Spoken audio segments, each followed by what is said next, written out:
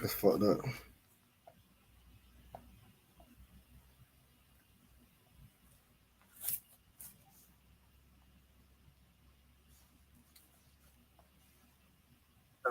Yo, yo, yo, yo. Hey, I got you, man. Hey, I got you. Hey, I got you. Yeah. You got to come into the new to the new screen because I ended that one. Oh, you ended this live? Yeah, by mistake. So I got the new screen up now, man. My fault. All right. All right.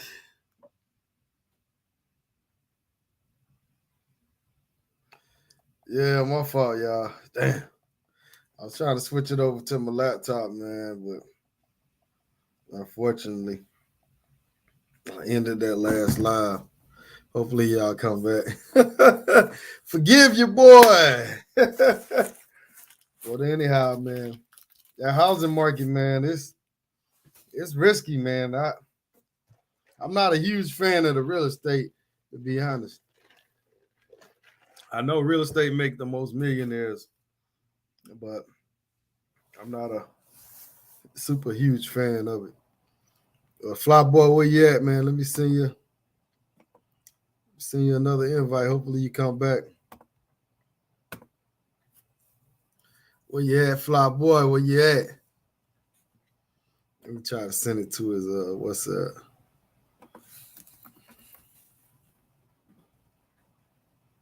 Yeah, that's my fault, y'all. Your boy fucking up. I hit the wrong button. When what it do, man? Brother Marquise say you out there renting them Toros and shit. I rented one for the first time the other day, man. My truck started acting up. And I went down to Myrtle Beach, so I had to rent something real quick. And normally I go to Enterprise or one of them, but I wanted a particular vehicle because I'm thinking about buying one. So I went to Toro, man. Hey, Richmond, you still eating that cake? Man. Oh, you talking about the birthday cake? Yeah. Nah, man. I gave half of that shit away. Oh, man. Man, they sent me like I said, man, my birthday is on the 16th, man. Right. So my business partner, his wife thought my birthday was on the 6th. Sent the stuff down here on the 5th because she was going to be out of town on the 6th. So, oh, yeah, I still got the setup in here. I seen it. I seen it, man. All right, so balloons and shit. You feel me? Hey, but I'm gonna tell you, man, my business partner, man, he got a real wife, man. She real feminine. Like I said, she set this up for me. You know what I'm saying? Like she do shit, man. She did a surprise birthday party for him, man. Had like over 100 people. She hired a comedian. I try to tell people like it's out there, definitely. It's out there a lot. But the issue is that it's generationally different now. It's generationally different now because and this is off topic from the money talk that we're talking about. This is just my perspective. I'm not giving you guys. I'll try to put this on loud. It's just my perspective. I'm giving you guys. I feel as though no one's really to blame. Except it's the way we are as treated as black people and the way we've been, trained as black people in the United States that makes us go through these issues. However, here's the thing that a lot of people don't think about.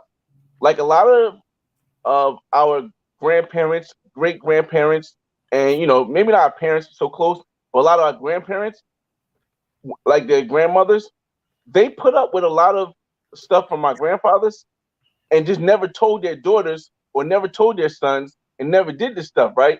So now when a woman who's the mother or the woman that's now, they see it like, oh well, my grandmother had a great man and this is all the stuff all the stuff that he did and he did it right. Why can't I find that, right? And now they're acting out because they can't find that. But what their grandmother didn't tell them is that their grandfather had a bunch of kids outside of marriage. Their grandfather had 2 or 3 chicks. But see, the way that society is now, everything now is out in the open. You know what I'm saying? When it comes to everything, people say, "Oh my God, why is this stuff happening so much?" It's not that it's happening so much now. It's just that when all your stuff is out in the open, it makes it a lot more difficult to hide it the way that our grandparents and great grandparents were able to hide stuff. That's not just a relationship. That's even with the violence that happens with black people. It's all this stuff just wasn't out there as much. So when you know a lot of men and women think, oh, there's no good people, that no woman that's going to cook for you and clean for you in the States, it's because it was the same amount as it was when our grandparents and stuff was here, but it's just not out as much. So I mean, I understand it. Man, my business partner, man, his wife, she go all out for him, bro. Like, I see this daily, and that's why I always say, hey, man, it is some good women here in the state. I'm not gonna deny that. It is something out there. I mean, this lady, I mean, she buys this guy's uniform. She take him on surprise trips. I'm talking about different countries and shit. Family values, man. Yeah, man. She take care of this dude, man. Like, for real. So it is some gems out there. And like the brother Austin said, you know, it's like finding a needle in a haystack here, and overseas it's like a whole bunch of needles. So you can find it here, or you can go over there and just fall in the needles. I don't know, but yeah. Shout out to Felicia. Speaking of good women, shout out to Felicia Jordan in the building. Yeah, good morning. How you doing? It's not my birthday, Felicia. I was just telling him my business partner wife, she thought my birthday was on the 6th, but my birthday is on the 16th.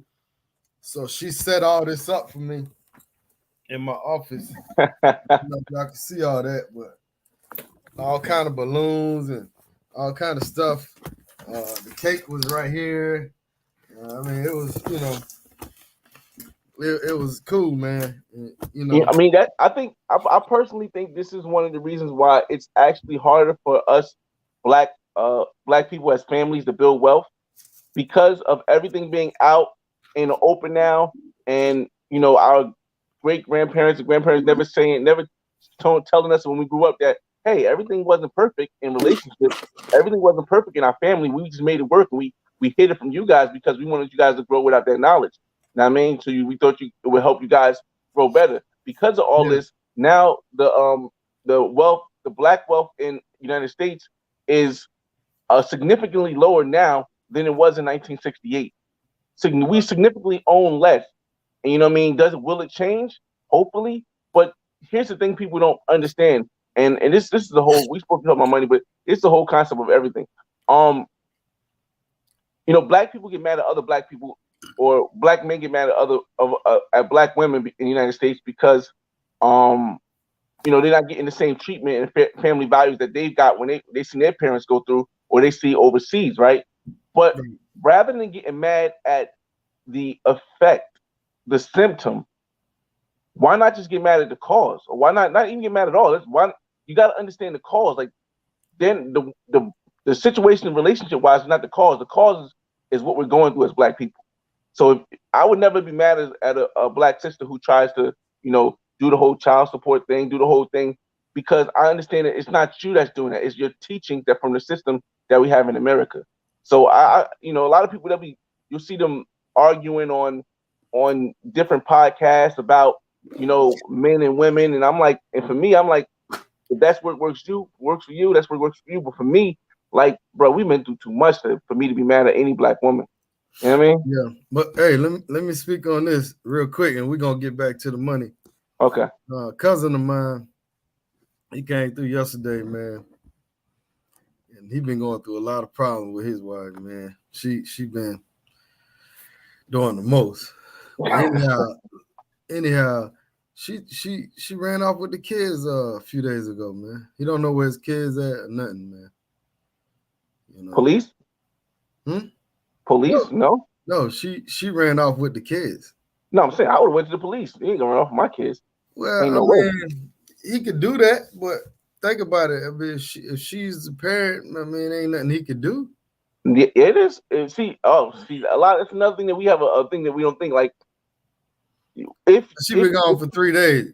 So I mean, is are they together or are they just separated? no, they live in the same house. Oh, okay. So then basically you give her a couple 2 more days to get her mind right, and then if not, then you go to court and say, hey, I don't know where my children are. She ran off with my children. Right. You know what I mean? Yeah, he got it documented, but he's gonna report it pretty soon. You know what's going on, but I'm always. That's the shit you got. Some of us go through, man, and I go through situations too. But you know, I want to go ahead and get back to the money because you know people look at the video, they're gonna be like, "Oh, yo, what they talking about?" but anyhow, man. So I hear a lot of people say real estate is not really a good income source. They saying like you should invest your money in a business or invest your money in something else that's gonna give you a higher return. How you feel about that? Here's my perspective. Like I said, nothing I'm saying is fact. I'm not saying I'm fact. This is my perspective. I try to always illustrate that. People who say that are not thinking things through all the way. Let me tell you why. To live, you have to pay rent somewhere, right? Yeah. So let's say you have to pay rent somewhere. If you take that cost off, that is also a way of making money because you no longer have that cost. People don't see it as that. They'll say, okay, well, if I buy this house and I live on the first floor, I'm only going to be making like $100 or $200. I could put my money in the stock market and make way more than $100 or $200. Yeah, but you still have to pay rent. So it's like if you're putting $100,000 in the stock market and you're making $1,000 a month, but your rent is $1,000 a month, then you're really making nothing compared to if I put $100,000 in the house and I'm making $100 a month, but I'm living rent free. And people don't look at it as that because that's not how they teach you in the industry. Because you know that the people who do real estate like on a big level, they're so high up, they don't understand the basics because they didn't start from where we start. Most of us start from a place of poverty. We're not starting from a place of abundance where we can just throw money into something. We have our own place and just keep getting money from that thing. We don't have that. So we have to first limit our bills in order to be able to move up. You know what I mean? So I just think that people don't really calculate. People that think like that don't calculate all of the living costs. Right. I definitely agree with you on that, man. You should at least have one house, at least the one you live in, because they keep going up on rent on you. You know. We need to get to that part. Man. Come on. Now, man, they went up $300 a month on me. You know. Wait, on a renewal? Yeah, this is I'm at my business right now. They went up $300. Like shit, real out here, man. Like I need to buy my own building. You ain't trying to negotiate or nothing? Well, I talked to her the other day, and she said she was gonna get with the owner. She don't have nothing to do with it, but that's nuts. Because what can I do? But the place I'm in now, like I'm outside of the city. I'm like maybe I know it's crazy, but I'm 22 miles from Atlanta, right? Mm-hmm. So the rent out here is super cheap compared to over there in Decatur, like where you was. Yeah, it'll probably be another 1,000 or 1,500 more a month for the same size building. So or smaller. So I ain't complaining too much, man. But yeah, man. So I know one guy, man. He has like a FedEx truck and all that stuff, man, and he doesn't believe in buying houses at all. But for a while, I couldn't understand, you know, why he never bought a house because he was like, man, I don't want to tie my money up in the house when I can buy another truck and, you know, I could use all my funds. But it's just like you said, man, you still got to pay rent. You got to live somewhere. I guess he just don't want the commitment. You know what I'm saying? He don't want the 30-year commitment. I feel like whenever the people who have a bunch of money have that conversation, like you should never buy a house for yourself. You should never buy. I think they never talked to anybody who didn't come out of money. I think they didn't never talk to anybody. That's my opinion. Because man, all right. He says Airport says real estate is slow. Crypto is the future. But you know, I would like to talk to a person that's maybe even Dollar Will about crypto. But it just seems like with crypto, man, it's depending on hype. Like it's depending on hype. It's depending on people that talk about it for it to go up. You know, it goes down. I mean, it moves so quick and in both directions, man. It's not stable, man, at all. See, I invest in crypto. I don't do it as much. I probably got maybe $1,000 in crypto max, but I invest in crypto because I do believe it is the future, or part of the future, rather, or will be here in the future. But here's the thing: I would not invest a significant amount in crypto because the government can regulate it. Think about this: if I have a currency, I am the United States government. Let's just talk about the United States. We're not going to talk about the world. I am the United States government. My currency is worth this much money. I have the power to stop another commodity or currency from going up if it damages what my currency is worth in illegal. So just think about this. Why would I allow your currency to grow up if it keeps bringing my currency down? Now, if it becomes to a point where the cryptocurrency does not hurt the United States dollar, then and the regulation, whatever happens, so now it no longer hurts the dollar, then I can see crypto taking off. But until they make regulations where crypto does not hurt the United States dollar, I can't imagine it being anything more than a gamble. Yeah, because that's how I look at it. And I made some money off of it too. And I lost some money. I made a lot more than I lost, but at the same time, man, it's not stable, man. And the whole point of crypto is to not be regulated by the government, but it's looked like it's going in that direction where eventually they are going to regulate it, you know. So I don't know, man. Crypto, I can't just bank on that shit, man. Like, you know what I'm saying? But it's been good to me, man. I made 600 last year. They taxed the crap out of me, but I made 600 last year. Yeah. I ain't gonna lie, I made a ton of money off of Ethereum. I made some money off of Bitcoin. The Dogecoin, I made a whole lot of goddamn money.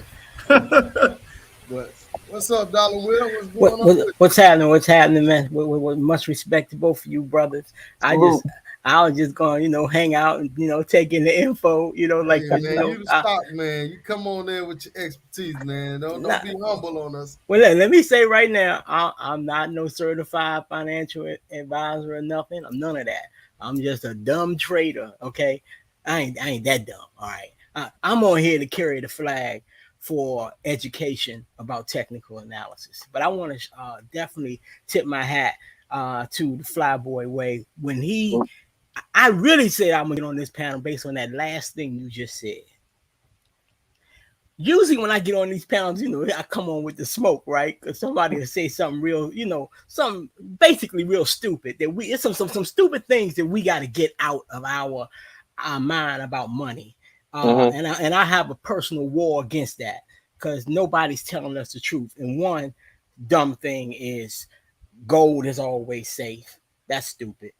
And I can prove it on the chart. Okay, everything I'm saying, I can bring it up and show you and just end all that. And I got video on my channel called Gold Ain't Ish, and I'm gonna walk you back over 100 years, and I'm gonna show you the length of of time that you could be down for 20 years. Okay, gold hit a high around in 1983, around when the Big Dookie changed from rap music was out. I'm 58 years old, so I'm old head, all right. So I was around. I was 19 years old when Run DMC and all of that, all right?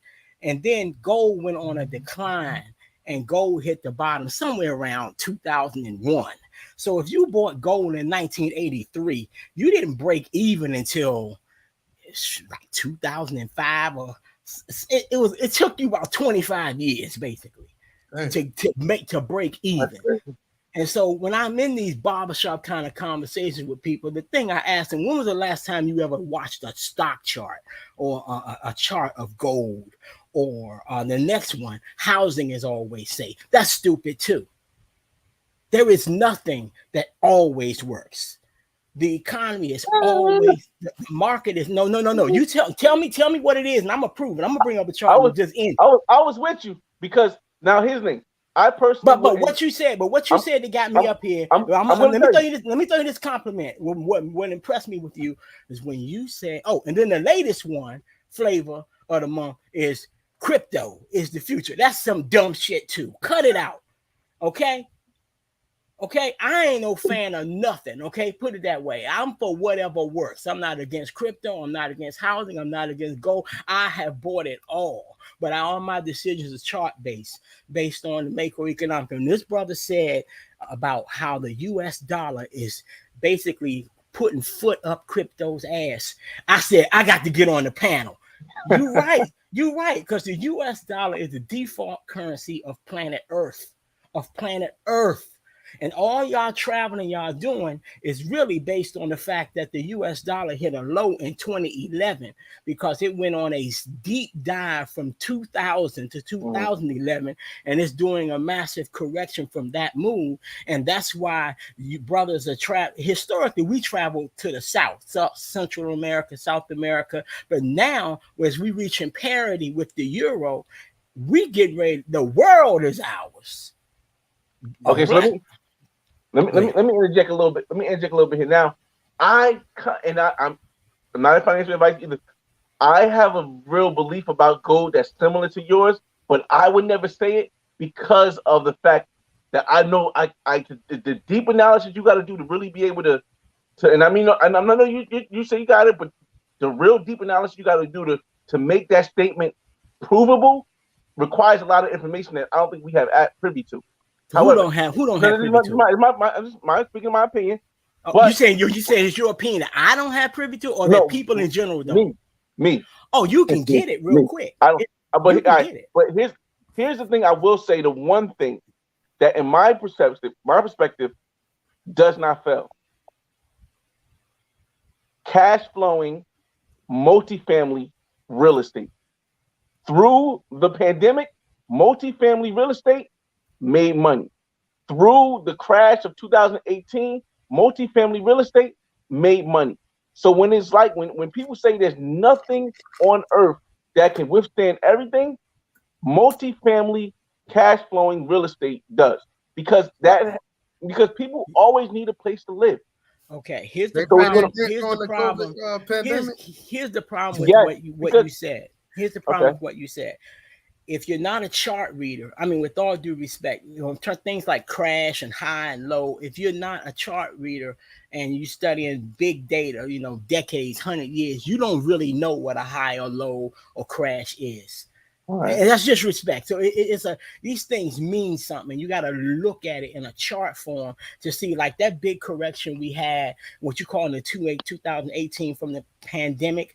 We had hit a high in 2020 of January, February, and we made that was a very steep move we made, but we went on to make a higher high and made the historic high in the stock market this January. So that high invalidated that what you call crash. It's just a normal correction within the context of a huge trend. We're in an uptrend in the stock market from 2011. That's the biggest, longest, most powerful trend in the history of America.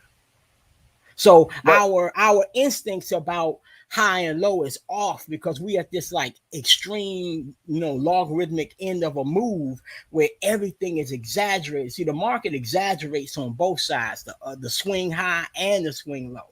And until you look objectively at it, somebody walk you through to show you, looking at 50 years, 100 years worth of information, you can see that, okay, if it had come down to this level, then the trend would have been in danger. The decline, as bad as it was, it wasn't so low that it really jeopardized the trend, the overall trend. Now, there's debate right now as to if we have started a huge correction this past January in the downtrend we're in right now.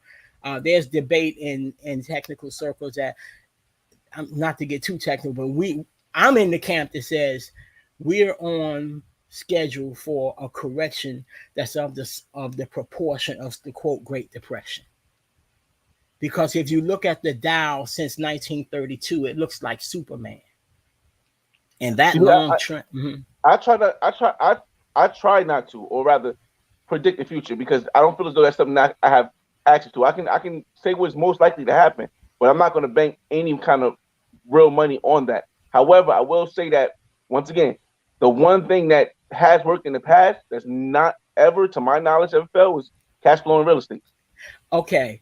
It's like if we were talking of you know how doctors can predict, they're not going to be perfect, but they can kind of predict if you likely going to die of cancer or something like that. Mm-hmm. So we got methodologies about how to do that. Well, we also have methodologies about how to predict, or I don't want to say to the penny, okay, to get you in the ballpark, to let you know when a massive correction is coming in these markets. And one of the quote unquote fathers of it is Charles Dow, the Dow Industrial Average. The technical analysis is the field that I'm coming from. This field is more than 100 years old, so it's not like new information. It's just it's stuff that we have to know that, hey, you can study this stuff. And I have stuff on my channel where I'm not right all the time, but I'm right a whole lot. And so I've been putting stuff up since 2017 just to develop the record. So if you go back and look at the past, you'll see what I was talking about. I was talking about this massive correction, and we're there now. The things that I was saying would happen is happening now, because there's a sequence of events that happen with unemployment, interest rate rising, and when you sit down and study it, or somebody teach it to you, it's not that hard. It doesn't take that long to learn. You'll see there's a very predictable playbook of the dominoes that fall one at a time. And by the time the government tells you that, hey, we're in a recession or whatever, you will have been destroyed by then. They're not going to tell you that information in time for you to do something about it. One of those investments that can help you get through this time, I think, and Richie mentioned it on the last live. I think Turo is going to be a big place in the future. Airbnb is going to be a big place in the future, and the reason why I think companies like this are going to be big on being able to, now I'm not saying invest in the stock, I'm just saying to take part of it or something like that, is because a lot of it is trending towards people being subcontractors, owning your own business. And I think that's going to be the wave of the future versus these big corporations as much. Of course, it's going to be Walmart, there's going to be Amazon, but then I think there's going to be a big gap where there's Turo, where there's no more taxi cabs really. There's Turo. There's so when you say future, are you talking 10 years or 3 years? I'm talking about 10 years. 10 years. I'm talking about from now to 10 years. The uptrend is going to be businesses that are independent, subcontractor, things like Turo or like Airbnb, or you get what I'm saying? That kind of trend of business. Right. But right now, at this point, we have to suspend everything about the past until the market gets off of its knees and start making some higher highs. So if you look on a weekly chart or a monthly chart and you see these big cliff dives in the market, you need, in order for your optimism to be valid, the market has to turn around and start showing optimism by going higher. And we haven't done that yet. And so as long as this downtrend lasts, you have to put on pause that. But in the bigger picture, I think you're right. I think you're right in the bigger picture. But in the near term, we're in a correction, bear market correction mode. And the things that make money, hear me out, the things that make money in that environment, unfortunately, everybody, stop thinking sexy real estate, technology, and all that. Throw that crap out your mind. The thing that makes money at this time, listen to me. Be open-minded. I ain't even said it yet. Hold on. Don't marry none of these. It's just money to me. I don't care. I just play what's working. I don't care about none of it. Okay, I ain't religious on none of it. It's just money to me. All right, but the thing that makes money in these downturns like this, and again, even this is chart based. is the sector is called consumer staples. And when you hear staples, you think, hold on. Think food. When you go to the grocery store, that bill is weighing your ass out when you're buying food right now.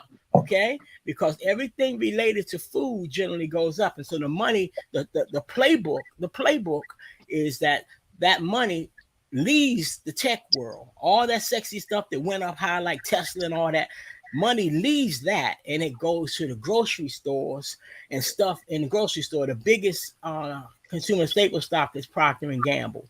So anything in a grocery store, including the meat. Okay, we talking about safe bet. I'm with well, you. I ain't even talking about safe bet. I'm talking about the only thing. I'm talking about the bet that's gonna work. I'm saying if you ain't in that space, you ain't gonna make no money. But the profit margin of those don't go fast. And I'm not saying now I'm not doing tech either. Don't get me wrong. Okay, I'm not with the whole tech. Let me say, in a bear market environment, yes, they do. Yes, those stocks do. Now you can't tell me on one hand you don't really look at the charts and stuff, then have these strong opinions. You can't because do that. I watch a lot of CNN, CNBC. I watch a lot of that. Well, I'm gonna get some charts ready, and we're just gonna make it plain right here with our own discernment, and we're gonna see what you saw when you saw it, and I'm gonna show you that you using something from back in 2009. Because if you look back in that period, a lot of those did do well because a lot of the staples do well. But we're coming to this is a big correction in that whole tech space, all the sexy stuff that went up. Those are things that go up high. Those are usually the aggressive. They call it, aggressive growth. You might have seen that name, and that's your tech stuff. And you're right. Historically, the staples, they pay a dividend, but the stocks typically don't rise like the tech stocks. However, in a bear market, those tech stocks will go down, and those staples tend to go up. But the safest play right now for all is U.S. Treasuries. That's where the money is really going. That's what I was gonna say right now. Oh, I'm gonna fall back. Go ahead, brother. What's good? What's good, Roller? What's good, Fly Boy? Down the way. What's happening? So I got a Treasuries background. I used to work for City Treasury in City of Philadelphia. So I've been watching. First of all, brother, correct me. Come right at me. Did I say anything that was grossly wrong? No. See how confident I am, Flyboy? I've been in this for several decades. I know what I'm talking about. But yeah, go ahead. I'm gonna sit and listen to the Treasury man. because tell them about cash is no longer trash. Cash is king. Cash is king, man. So just to kind of give y'all some basics. When the Fed raises its rates, so some people hear that and don't know what it means. When the Fed raises its rates, that means it makes investing, putting your money in treasuries or money market accounts is more attractive than stocks, right? Yes. So when the Fed raised their rates, people pull out of stocks and they start putting their money into into fixed income assets. Typically treasury notes or treasury bond. Right now it's at like 2.5. Is that 2.5? But headed what direction? Huh? But headed what direction? They I don't know because where did they come from? Didn't they come from zero? Hold on, didn't they come from near zero? Yeah, it was like at zero. Okay, so when you say it's 2.5 now and it was at zero, how much of a percentage gain is that? No. But you asked him where's it going. He said he doesn't know. It's different from where it went. That tells me he's not really a chart reader. But if this trend continues, if the dollar continue going higher and all that, let me get to that. Okay. So you can't. The Fed it's hard to read what the Fed's going to do because they look at so many factors. So I can't say it's going to be trending up because you got to understand when you buy a 10-year, 20-year, a 10-year note or a 10-year, 20-year treasury bond. The government has to pay that back. So you put in more. The higher that they raise the rates, the federal government credit rating is AAA. They have to protect that at all costs. That's why even Russia, in the highest sanctions as possible, they are still making a priority to pay their bills because your credit rating is most important thing. So if I buy, and Chinese buy up a lot of treasury bonds, right? So if everybody start buying treasury bonds, and the U.S. responsible right now for 2.5%. After it mature at maturity, that means in 20 years the U.S. is banking that they could pay those bonds off. That they could pay those bonds. We're not talking about whether that makes sense or not. We're talking about pure market forces. If the world, since the world is dumping their currency and buying the U.S. dollar, just from basic supply and demand, what does that do to the price when something is in global demand? Come on with it, Mr. Treasury. Come on with it. Get past what you think and just go with what you know the fact is. When something is in global demand, the world is dumping their currency, and that demand is causing the dollar to go up. And that's why you travel brothers are getting your long mileage off the dollar, because the whole world is pushing it up. Anything that's in demand goes up, and that's why the interest rate is right. But as an American, we have to understand too is that in this we deal with 20 years and 20 years, man. This is in high level theory. The dollar is worthless.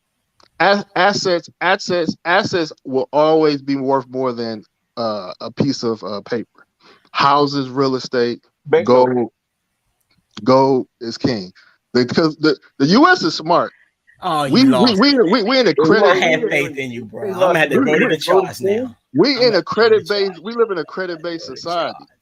We live in a credit based society. You know what I mean? Like we fund everything through debt, and people buy into it. You know what I mean? If you look at the United States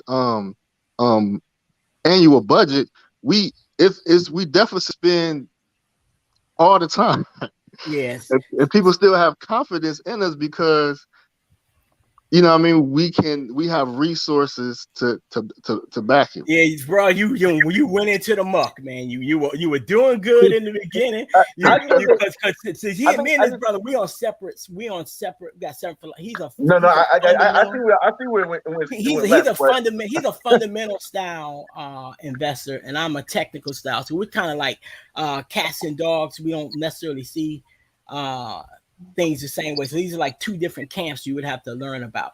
So what he's saying in the long run, yeah, but that doesn't matter, because the government has been cutting the dollar, printing money, sending the dollar down to the dirt, and now it's going to raise the interest rate and send it up to the moon. Markets overshoot in both directions, and it can withstand periods of being irrational. What I want to do is I want to kind of like, I don't know, Richie, if you said, I want to kind of like bring it back to, you know, like the average person and what we can do, because I know a lot of people are not going to be too. The average person don't have a damn chance if they don't start trying to learn the stuff we talking about. That's the bottom line. There's smart money and dumb money, and the average person is set up to be the dumb money. That's the brutal red pill truth. Okay, but the thing is that I think that everyone is not going to be able to even comprehend the whole stock and real estate thing. Not in this 15 minutes. No. But I think that everyone can comprehend the basics of real estate because they deal with it.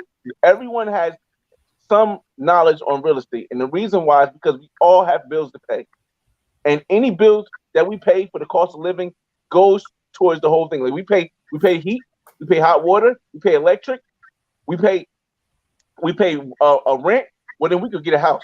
Okay, this is an assignment from Roll the Tape. Hopefully, Roll the Tape endorsed it. Everybody got homework. I'm writing stuff down as y'all talk. Everybody got stuff I don't know about. Everybody got a homework assignment. When we done with this show, you Google or put this link up, please, brother. Roll the Tape. Ray Dalio, Dalio, and the video is called "How the Economy Works." Okay. You're gonna have to watch it, and maybe 3 months later you'll watch it again. You're gonna watch this video several times over maybe the next year or so, and then you're gonna get it because it's on YouTube. And so Ray Dalio said the same thing I said, right? He said cash is trash, cash flow is king. Exactly. Hold on. Ray Dalio said that. When did he say that? That's true. No, this dude. The question is, when did he say it? He said it like a couple months ago. It was bring it was the winter, in the wintertime, a couple months Oh, ago. He said, whoa. cash Now you is said fast, the winter cash time. flow is king. You said the winter time. But it was like 6 months, 7 months ago. Listen, this is okay, brother. You got to get this knowledge, because when the interest rate is not being cut, you're in the credit cycle.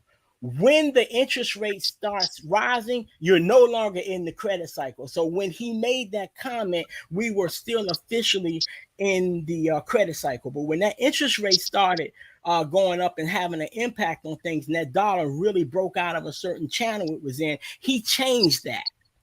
He still preaches cash flow video. How the economy machine works? Yes. Okay, yes. I put the link in the description. But what he will explain in that video the scenario of when the impact of the interest rate rising and what that does to housing, okay, business startup and expansion, all of that. So when you understand that video, you'll understand when you need to be thinking about starting a business and when you need to be buying a house and buying a car and when you don't. And we are in a period section right now where you need to be holding on to your money and not buying none of that stuff. This is not the time to be taking no kind of chance. None. All right. What I want from the show today and everybody in here is good ideas for people to invest in, whether it's stocks or houses or just what kind of business. You saying treasury, okay? I'm saying learn first and foremost. I'm saying give yourself about 2 to 3 months of learning. Find some channels, if not mine or whatever, join somebody's group or whatever, and get into somebody that can walk you through something that's somewhat structured so you can understand how things work and improve in real time. Before people could even buy a car or a home, and we need to talk about this more amongst the brothers.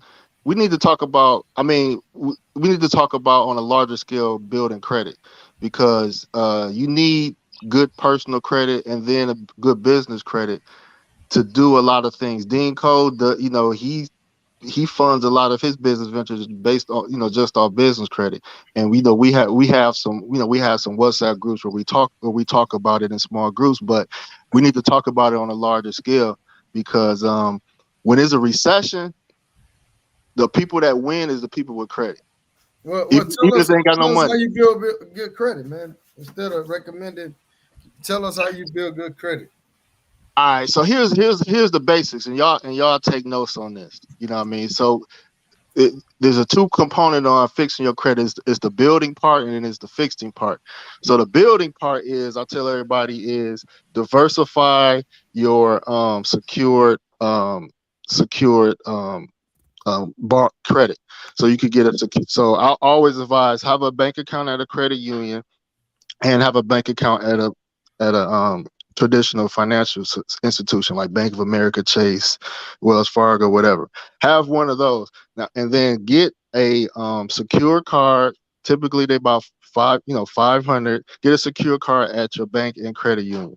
And then also I would always try to recommend to get a secure credit card with all the with like Visa, MasterCard, and Discover. So Discover has one. I think they give you like an initial credit line of like 200 or 500. Are you talking about your personal or in your business name? No, we start personal first. Yeah, most people have a business. Start personal first. So so you want to get you want to get secure cards. Most of them you got to put up the amount of money that you want secure. So if you want a $200 secure credit card, you got to put up 200. If you want a 500, you got to put up 500. And so, and then you use the card and you pay the bill on time. Usually after 6 months of a year, you'll start seeing, drastic things. The biggest thing that pushes your credit up from the building part is a company called My Jewelers Club. So you get an account with, it's called My Jewelers Club. And anybody that pay people to help fix their credit, they're gonna recommend that.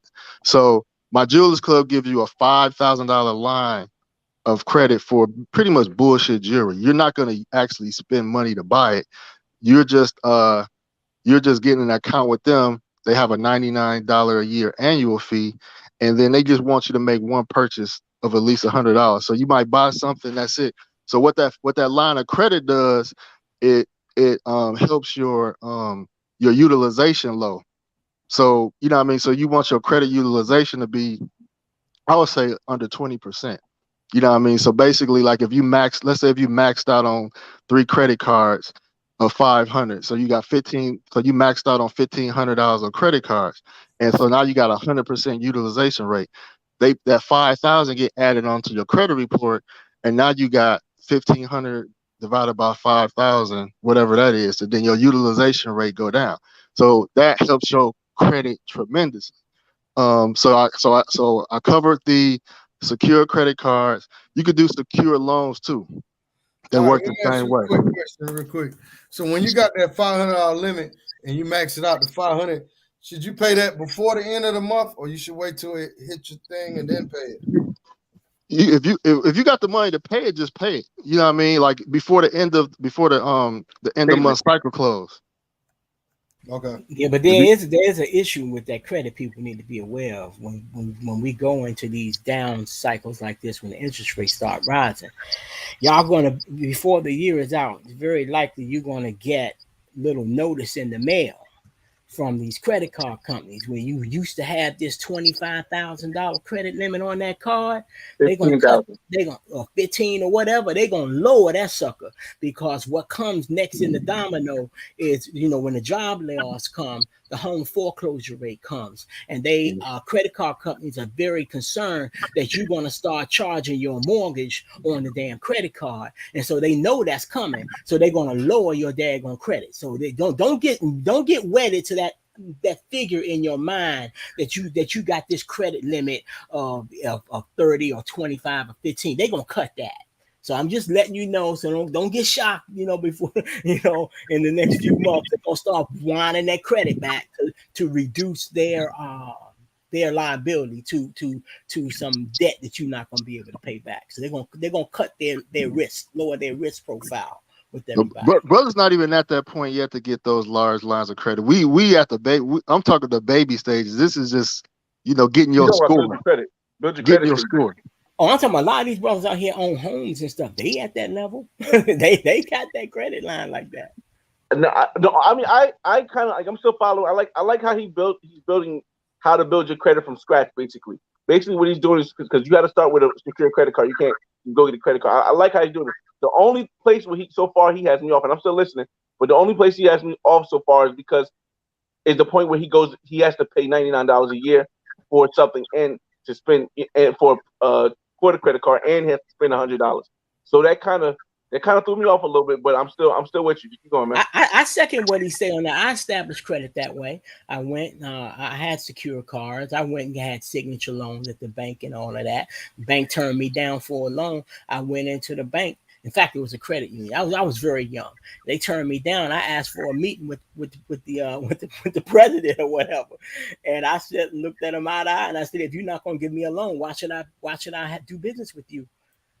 And so he gave me some money just to, gave me a basically a signature loan, and I just paid the money back. He gave me the loan. I paid it back a small amount. I didn't spend any of it. I was just trying to establish the credit. So all that stuff he said about establishing the credit, that definitely worked. And I did all of that. That works. Right. So I just want to recap real quick. So the building credit, I would say get at least 3 secure cards, Discover, get a Discover one, Capital One does MasterCard, and like Bank of America has a Visa. So I'll try to have different credit card logos to diversify. So you get 3 secure lines of credit. You know what I mean? You put up, you're probably going to put up like 1,000 or 1,500 for secure assets, but you get that money. I mean, you get that money back anyway. So it's not like you're losing money. They're just holding it as basically as a security. So that's pretty much the credit building part. And then, like I said, the My Jewelers Club, it gives you a $5,000 line of credit that just lowers your utilization. You know what I mean? Because you're not going to get a 5,000 line of credit with a credit card. So My Jewelers Club offers that, and in exchange, they have an annual fee of $100, and you could get rid of that at any time. You know what I mean? Once your credit start building, you could cancel that.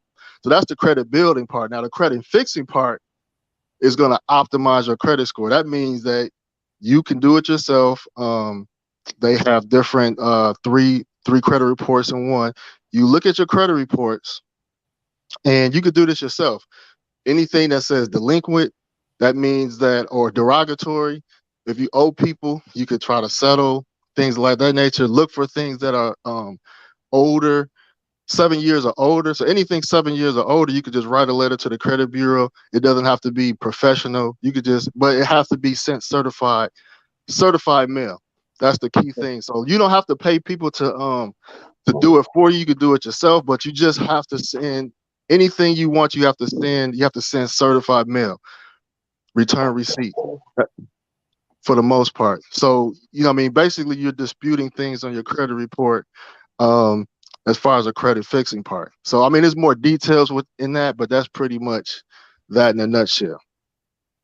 And then when we talk about business credit, you know what I mean? Like, it's so much detail in it, I can't really encapsulate that. But basically, basically most people that offer business credit, they want your initial credit to be guaranteed by your personal credit.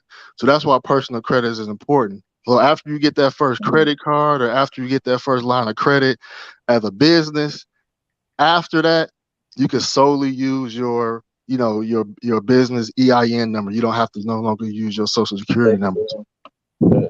Yeah, but just even when we get the credit and all of that, our mindset has to flip to where businesses are thinking right now, because the interest rate environment is interest rate is trending up. That carrying cost, to service those loans every month is going up and up and up. So we've entered into a part of the cycle now where you're supposed to pay off your debt. When the economy was growing and your money was getting, increasing month to month or whatever, and you had the low interest rate on the loan, there's no real big deal to pay off the debt. Okay, but now that interest rate is rising, you're going to see companies start to pay off that debt, and laying off people is a part of that, because a lot of this business expansion was fueled by low, cheap money, credit. Okay, so but now credit costs more, money costs more. The interest rate is the price of money. Now that money costs more, companies going to have to credit. They're going to have to more money cost.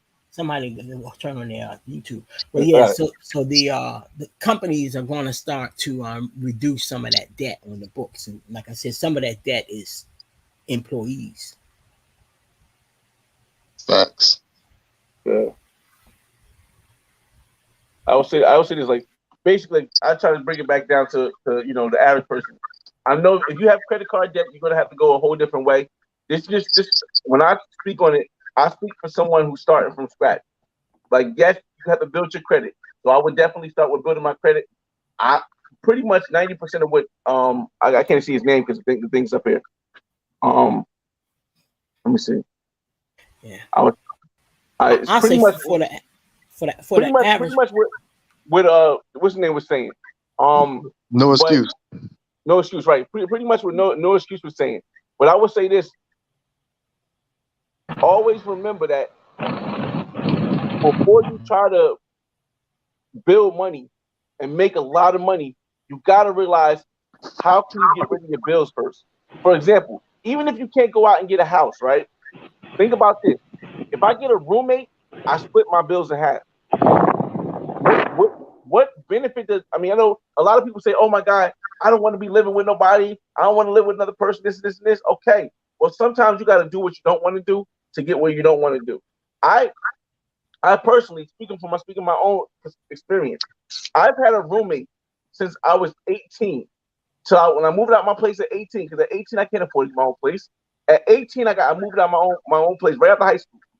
Got a roommate.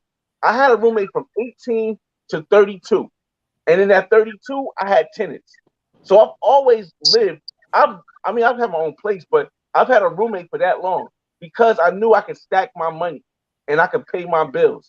Like, a lot of people don't want to give up things like that. They don't want to give up their place like that. When if you don't, it's going to be harder for you to accomplish what a lot of people accomplish. So, hey, Fly Boy, wait. I followed your content, man, and I commend you on something, because So I don't know if you told your story yet on this platform, but you know, you bought your property in Florida. You know what I mean? I bought a home during the height of COVID. You know what I mean? I got like a 2.25 interest rate. So I was lucky. You know what I mean? And No, I know. that's not luck. No, wait, stop right there real quick before we go on. That's not luck. That's education. Okay. And you said you caught a good deal as well. You know what I mean? During that time. And then I heard you talk about you know, in the future you want to take money out your, equity out your, equity loan or a HELOC and buy property overseas. Like that is the game.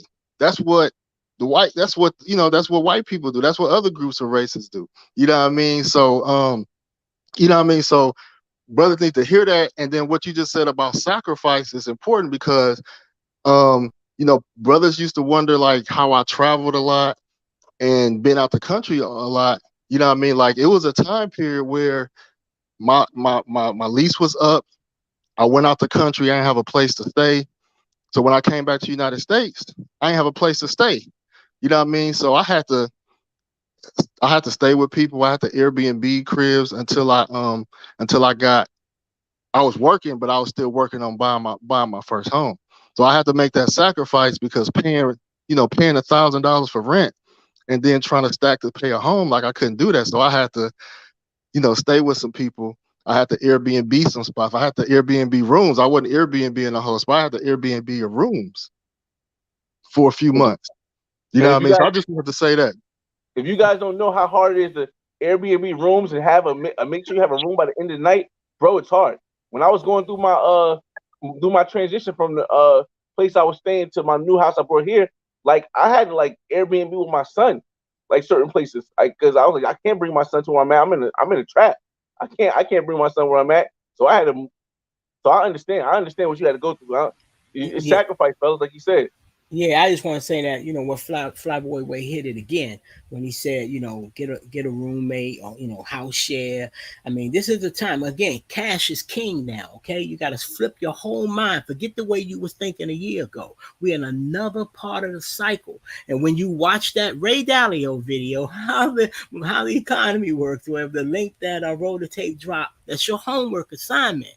Watch that. Okay, I'm gonna be back here in future weeks trolling the hell out of y'all. Y'all gotta watch that. You gotta get your mind into what's happening now. It's like we got to get out of this thing that you can go do something when you feel like it. No, you have to do it when the forces are with you. When the economy is supporting that type of activity, when the business environment is supporting that type of activity. There's a whole psychological shift in people's mind that happens when the layoffs come. Okay, people don't want to buy things anymore. Traveling, a lot of people are not going to make the right financial decisions, and their retirement account is going to get destroyed. And so, only the people who not losing money in their retirement account and stuff, those are the people that's going to feel secure enough to travel. Okay, but if you getting destroyed in your retirement account, you ain't going to travel. You're going to stay home. Okay, so traveling is going to be, that's for the people that's winning, that's taking the time to educate themselves to recognize this pivot, this shift, or do something simple like, how everybody should know enough to be able to go to Yahoo or a site I like is Bar Chart, but whatever you go for your financial information, just get in the habit of seeing what went up this week. You ain't got to look on a day to day, but every Saturday, just look and see what stocks had the best week. What stocks had the worst week? What stock made the most money since January 1st?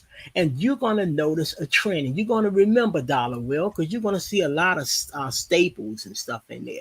Boring grocery store stocks. And you're going to see the AMDs of the world getting the hell beat out of them because we're in a different part. But what's working now, there's a category, you can Google this, it's called sin stocks. Sin, S-I-N, sin.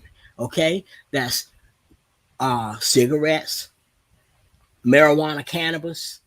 Okay, put an asterisk on that one. That's the one that I have looked at recently. Okay, but tobacco is a sin stock, cannabis is a sin stock, I forget the company that makes condoms. Okay, that's a sin stock, and alcohol, beer and alcohol, guns and ammo.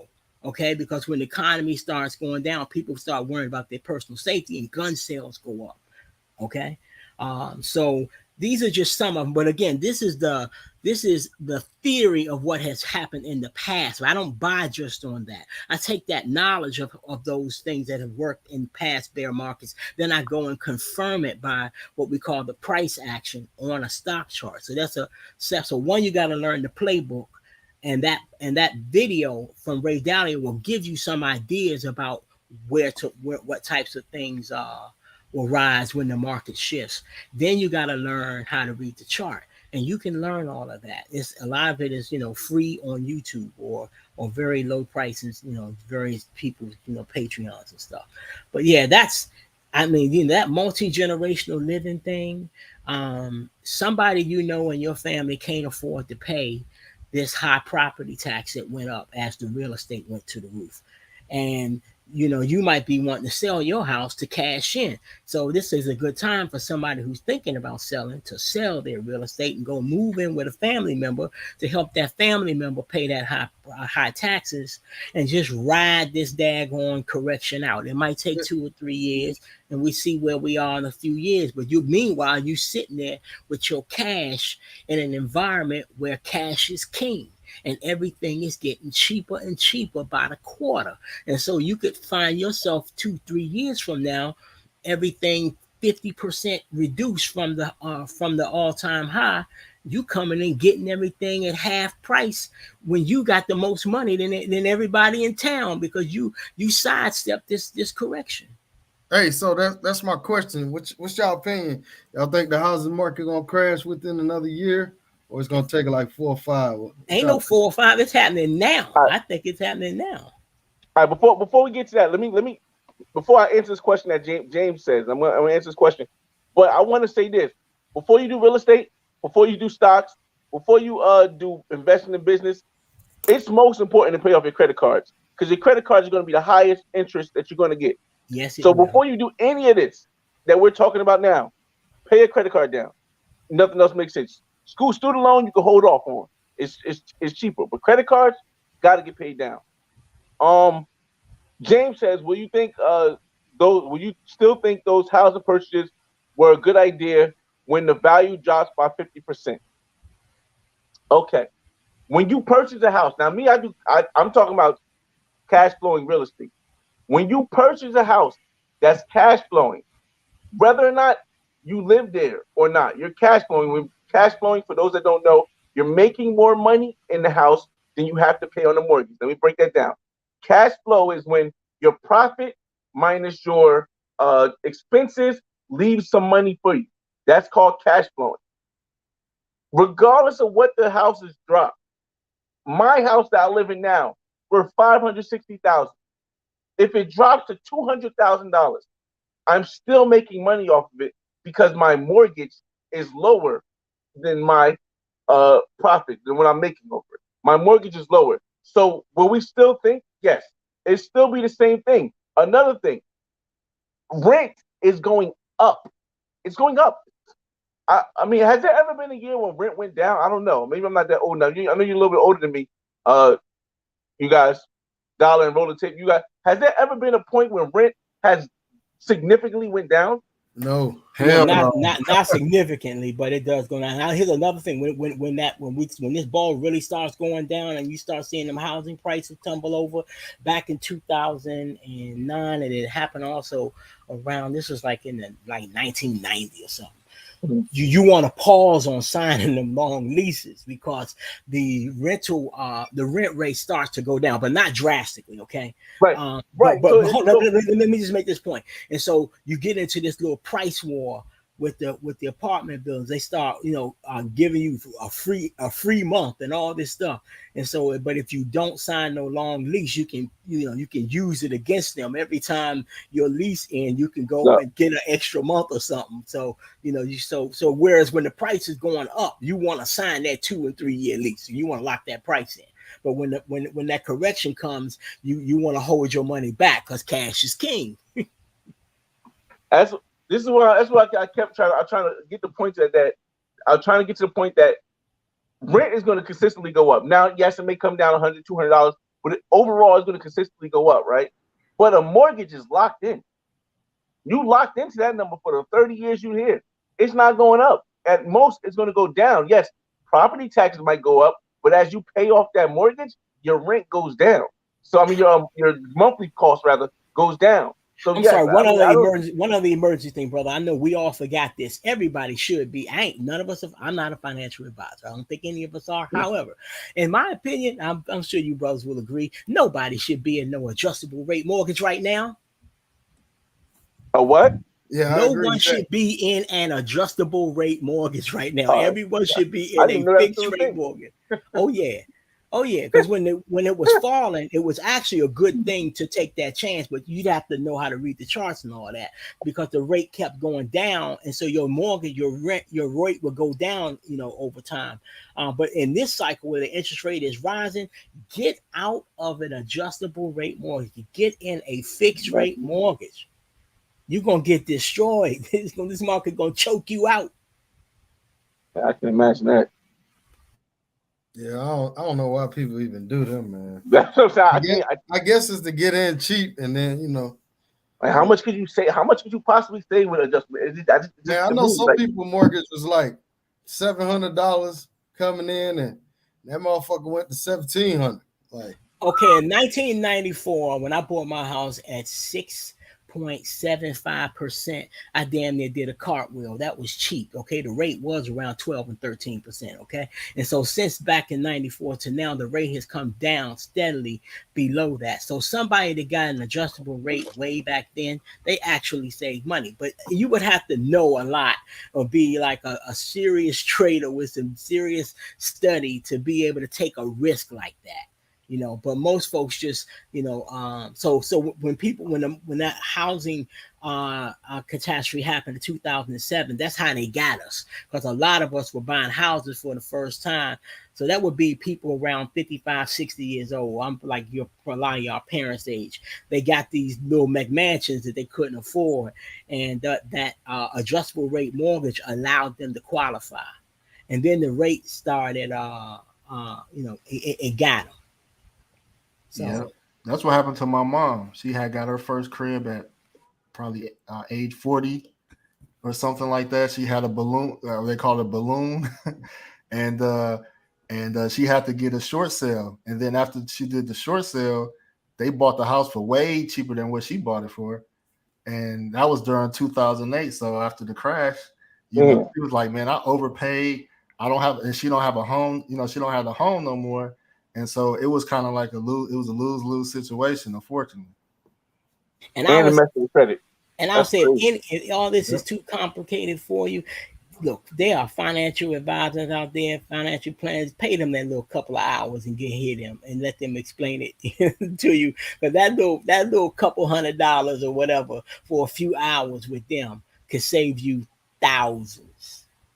That's if you don't want to do the work on, or go with them and still do the work on your own. That way you got a relationship with somebody. So you hear me say some whack stuff or stuff you think is whack. You go and you take what I said to your financial advisor and you say, here's the link to his video. And you're going to have an interesting conversation. And, so you're going to get that person that you're paying. You're going to get their input to kind of leverage against some of the stuff you're hearing in social media.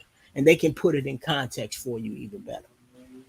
No, facts. I want to put some of y'all on some game, and maybe it could apply to people, especially if you got multifamily.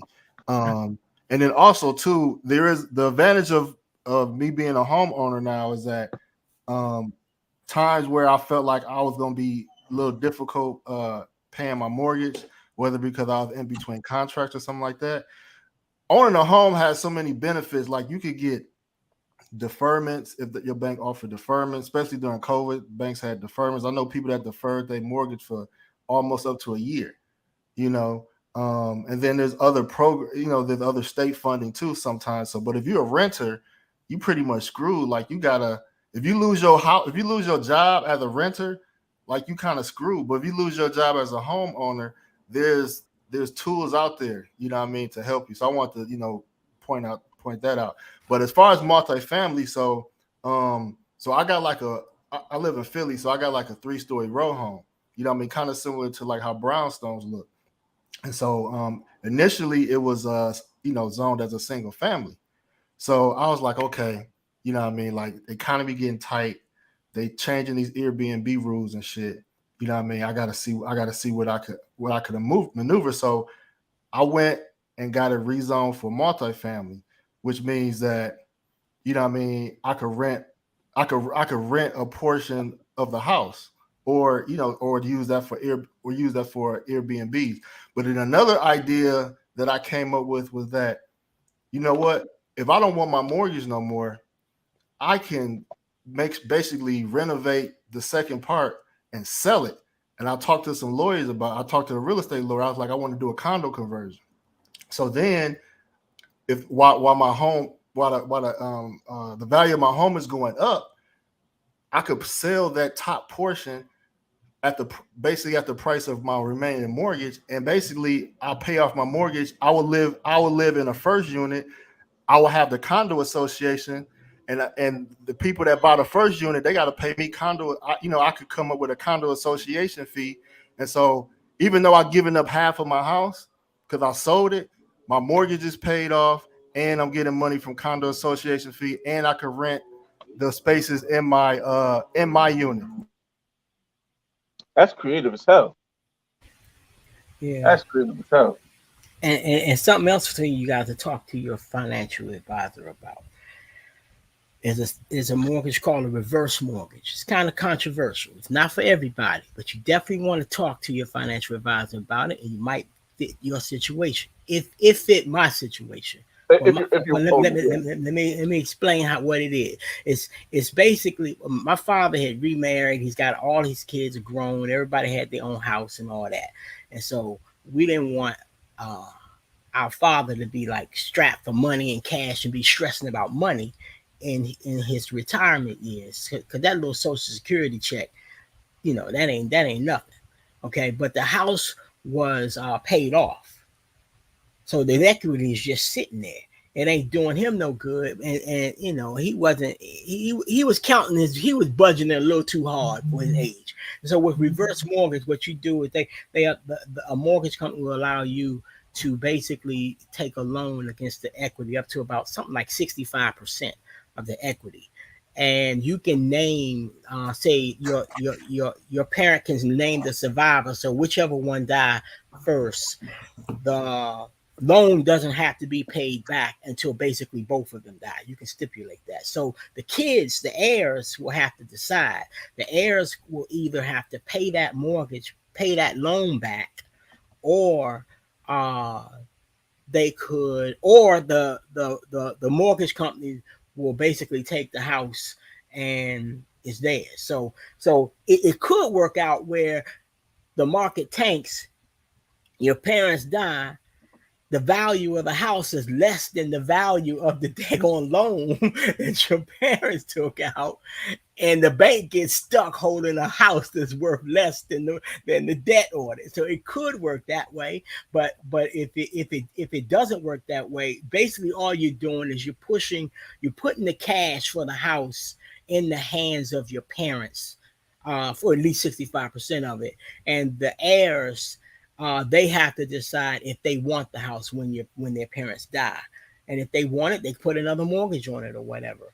But at least the parents, that would be for a unique situation where the heirs are fine financially, and they just want their parents to be able to enjoy what they've accumulated in their life, as opposed to their parents struggling just to leave you with a house when you already living in a house that you bought for yourself. So it's a unique situation. It's something for people to think about. And if it's complex for your parents, because I brought up the idea for my father, and I called the AARP folk, because you know how parents, they don't want to hear nothing from you because you the child, you don't know what you're talking about. So I had the AARP people explain it to my father, and he got comfortable with it. and he still got a good deal of the money, and so he's been very comfortable and no financial stress, and that made his kids feel, took the weight off of us thinking that we got to save this money because mom and dad might need some money, but when you get mom and dad get 65% of the equity of their house is paid off, they loaded, so you ain't worrying about them. So now you just got to worry about yourself. So it's not for everybody. Talk to your financial advisor and weigh it out, But it's just so because if the market for real estate, if you get the opinion, if it is your opinion that the value in real estate is going to tank, then you had a paper gain in that equity. You didn't realize it. The only way you can realize that equity in that house is if you sell that house, get a loan of some sort. But if you just sit there and look at it, it didn't do nothing for you. Okay, so the reverse mortgage was a way for my father to put some of that money in his pocket. And so no matter what happens to the real estate market, that money was taken out of that house and converted to real cash and put in his bank. They can't take that. The market can't take that from him. In no other country, at least I know of, can you be poor and get rich off of debt. Yeah. This is America, it's the United States. You can get rich off of debt here. Take that money and go other places, like you spoke on earlier. You can go other places and live like a king. But the issue is a lot of people aren't comfortable with that. But in the travel community, we are. So for us, that just having that knowledge alone is worth millions.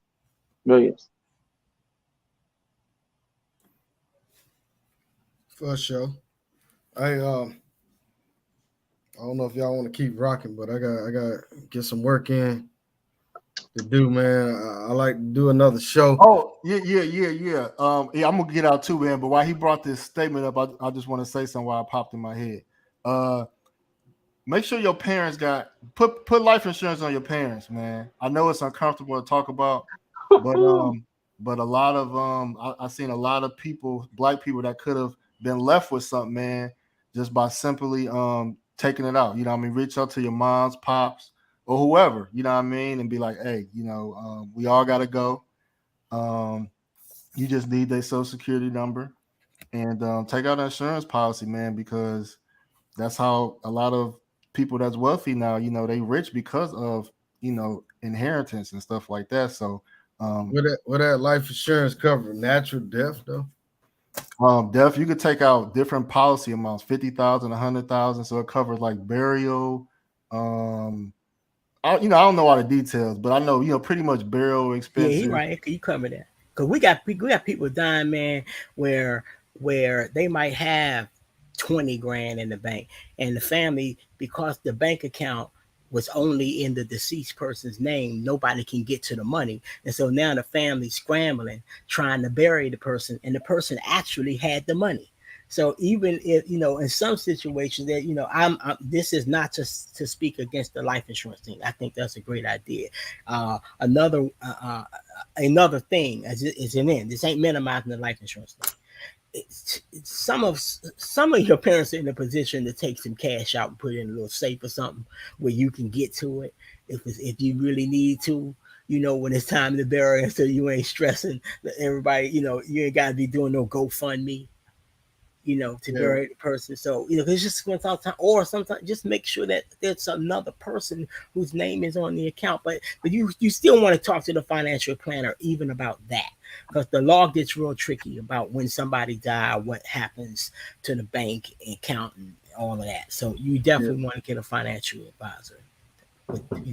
What's up? Oh, what's up, dude?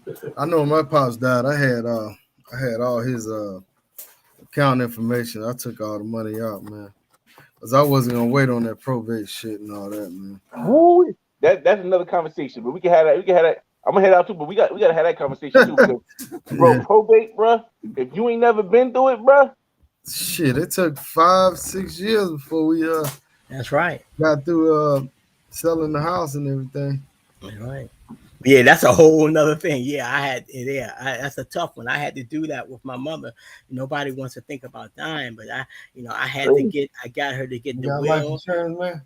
I got her to get. I got the will. I got her to give me the power of attorney, the durable attorney, the medical durable attorney, meaning that she can't speak for herself or make her own decisions. Because if that person is in a hospital situation and they pass, it's up to the doctor whether to pull the plug or not. It doesn't matter that that's your mother. If your mother or father didn't specifically give you that power in that official document, then it's really going to be up to that doctor what to do. Or that ex, or that wife you separated from. Right. Yeah. And they never really got the divorce. Ooh. Yeah. AKA Eric Gardner. Remember Eric Gardner? When they got that settlement, it went to his wife that he was separated from, and the new kids didn't get nothing. I'm here, good. Yeah, but check out that stock, y'all. CGC. Take a look at it. It's looking nice and beaten down. CGC. C Canopy Growth Corp. CGC. CGC. Yeah. And what platform can you get that on? Any broker, all of them got it. CGC stock. Okay. Yeah. Take a look at it. It's down.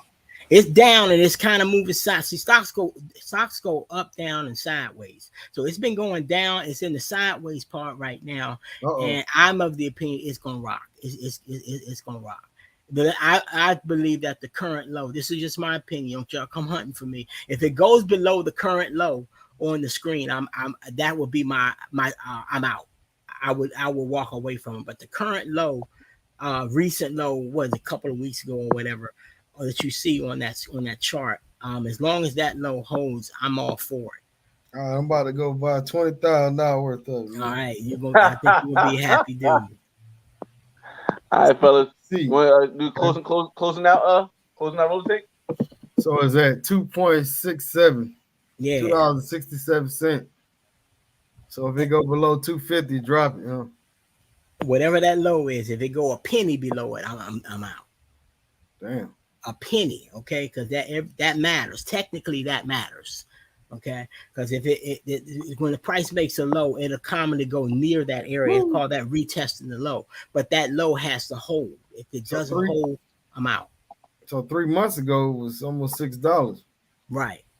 Now go back, look back. A year ago it was 17. Now, what was the high from about a year or two ago? What was the highest price you see on there? From a year ago?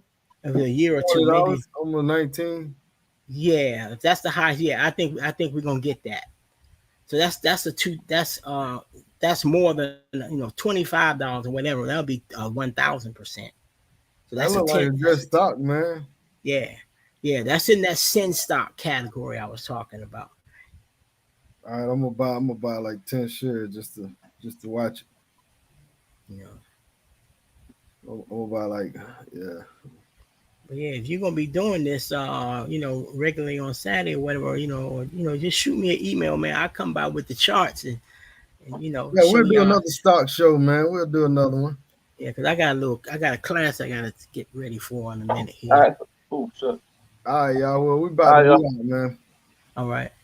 Peace. Appreciate it. Peace out, y'all. Peace. That was productive, man. That was productive right there. Hopefully y'all took something from that. You know what I'm saying? Hopefully everybody enjoyed it. If you're feeling generous, go ahead and shoot your boy. Go on buy your boy a beer or something. You know what I'm saying? But anyhow, man, peace out to y'all, man.